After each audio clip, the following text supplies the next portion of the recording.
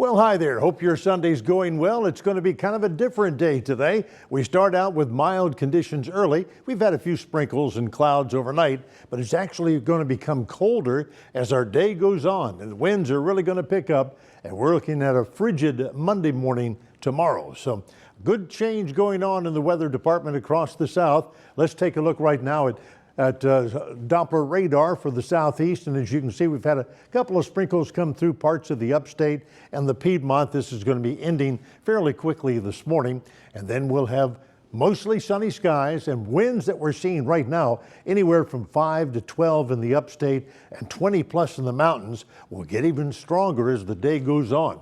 Colder air is ushering in tonight, and it's really going to drop those temperatures pretty dramatically. Upper 50s this morning, will be in the upper 30s by later this afternoon, dropping down into the 20s overnight and even teens tomorrow morning. The mountains will go from 40s in the morning to 20s by later in the afternoon and down to almost single digits tomorrow morning. Let's look at the 4-day plus forecast. After a topsy-turvy day today, tomorrow morning 16 as we start Monday and a high of 40. So we have it as an impact day because of the very cold conditions early. And then it gets back to more normal Tuesday, Wednesday with mid to upper 50s, still chilly mornings.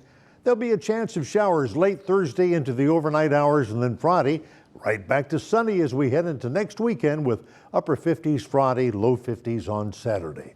The mountains, the coldest day will be Monday morning, 10 in the morning with a high of 44. Then Tuesday back to low 50s, which are typical. It'll be cold early with a low of 22, but at least normal temperatures return.